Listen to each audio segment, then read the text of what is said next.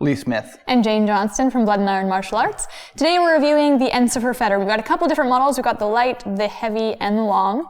So what do you think of it? First impressions? First impressions? I really like the Ensifers. I think they're the honest standard in the HEMA community. This was my go-to sword after my Meyer broke. I went with the Ensifer Long. I won Long Point 2013's Longsword Tournament with an Ensifer Long. So I'm a pretty big fan. They're probably the most durable Feder made to date. And so far, I love it. I've been using one for, 3-4 years on and off. Yeah, in terms of durability, these guys are probably the best you can get. I really like the way they look. I think the Ensifers are one of the nicer looking Feders on the market right now. That schilt shape gets me. But anyway, I like the way it looks. I like the way it feels. I think feel is a matter of preference for most people, but I personally really like the Ensifer.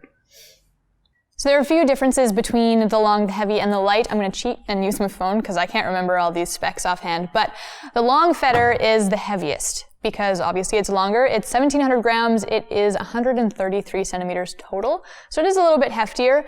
The heavy Feder is kind of the medium one. It is 125 centimeters overall. It's 1,600 grams. So just a little bit of a weight difference there. And then the lightest one, of course, is the light Feder. It's kind of the baby Ensifer. And it is 1,500 grams and 124 centimeters overall. So there's a little bit of a difference. It's kind of nice because they've got a little, medium, and big. Those are the differences between the three. All right, so in terms of things that I really like, its durability, like I said about earlier, is pretty much unmatched. Some of our Feders, I'm gonna pull one of those things over here.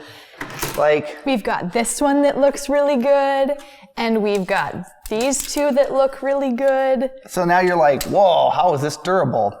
But the reality is these swords have lasted about 4 years of extreme abuse. Our fight team uses them probably get anywhere from 10 to 15 hours a week of usage over 4 years. So when you consider that's heavy sparring, heavy usage, and 2 of them went through long points tournaments, we purchased them from Jake afterwards. I mean, these things are really tough. They're a little beat up, but they still work, and that's what matters, so. I mean, honestly, there's not much I can say other than it's fantastic. Yeah, for me, obviously durability is the biggest sell on the Ensifer. That's kind of my favorite bit. And I know some people prefer a wider schilt, but I really like this one. I like the way it looks. I like the way the sword handles. What do you think about the movement in it? Honestly, I think the movement's really good. It moves nicely. Again, I fenced one for a long time. I fenced them in Holland, over in Mexico. I mean, they're good. Doesn't matter if I have an Ensifer in my hand, honestly, I'm pretty comfortable in any tournament anywhere. The first thing I'd like to see changed is the rolled tip. I don't think that that's necessarily the best option in terms of Feders now, and the Ensifer is one of the only ones that still has it. So this new guy has his rolled tip, but we've found that that's the first thing to break on the Ensifers, and it's a really easy fix. We've just capped ours, and it's fine. But I would like to see something a little bit more durable in terms of the tip, because everything else holds up really, really well. For me, I find that the long and the heavy can be a little bit too heavy for somebody of my size, and I know I'm not the only one, so I think the light option would be better for smaller people. Otherwise, though, I'm pretty happy with this Feder. My needs are pretty simple. Unlike Jane, I'm not a big fan of the schilt. It's one of the only things I'd like to see changed. Maybe a wider schilt, like on some of the other makers, like SGT or Regini or Comfort, something like that, I think would be preferable.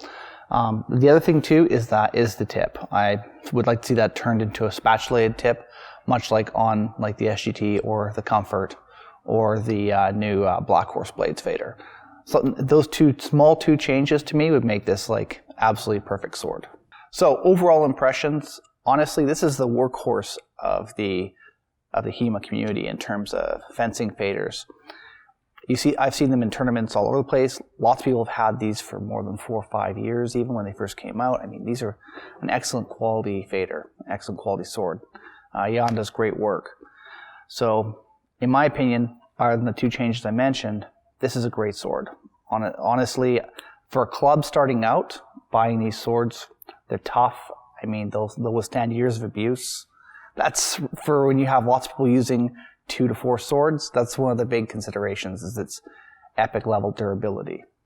Yeah, so with all that, I think we're going to give this one a 2 thumbs up, because there's only a couple of really minor things about the Ensifer, and they're so reliable, they're so standard. You know what you're going to get when you go to order one. There's generally pretty standard wait times. You know the product you're getting.